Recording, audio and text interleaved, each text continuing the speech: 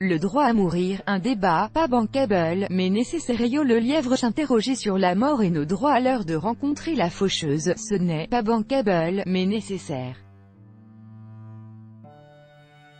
C'est ce qu'a expliqué à Spoutnik, Noël Mamère, ancien député écologiste, lors d'un rassemblement à l'occasion de la Journée mondiale pour le droit à mourir dans la dignité. À quelle mort avons-nous droit?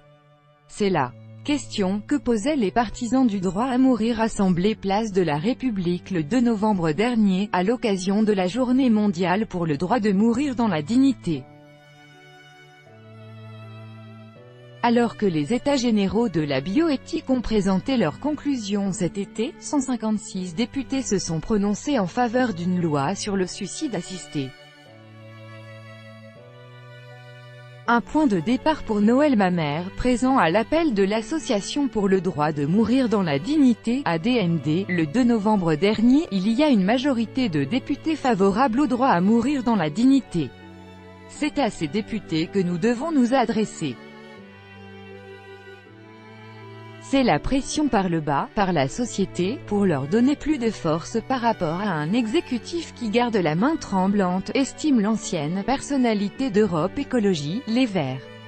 L'ancien député écologiste dit avoir espoir qu'une loi autorisant le suicide assisté sera votée, mais ajoute que cela prendra malheureusement plus de temps que nous l'espérons, en mettant en cause la difficulté à faire évoluer la société française. Nous avons vu le temps qu'il a fallu pour voter la loi sur le mariage pour tous, on va dire 9 ans après le mariage que j'ai célébré à Bègle.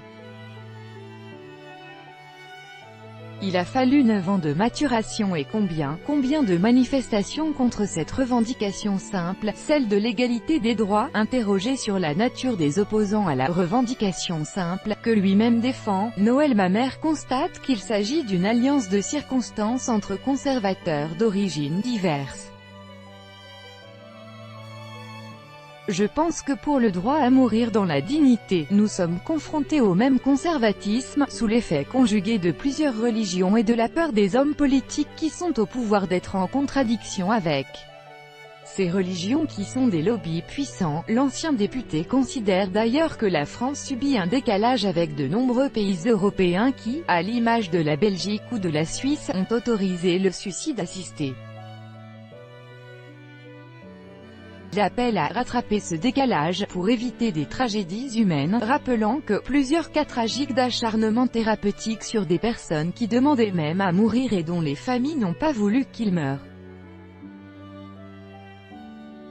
Nous voyons bien que ça a fait prendre conscience de ce que nous pourrions être amenés à vivre et ça n'a pas fait progresser la loi. La loi sur la fin de vie, appelée « loi Leonetti », a été modifiée en 2016 pour élargir les cas dans lesquels le personnel médical peut mettre fin à un traitement en rendant contraignantes des directives données par la personne à l'avance ou en considérant l'alimentation et l'hydratation comme des traitements, ce qui ouvre la voie à un arrêt de ces soins prodigués.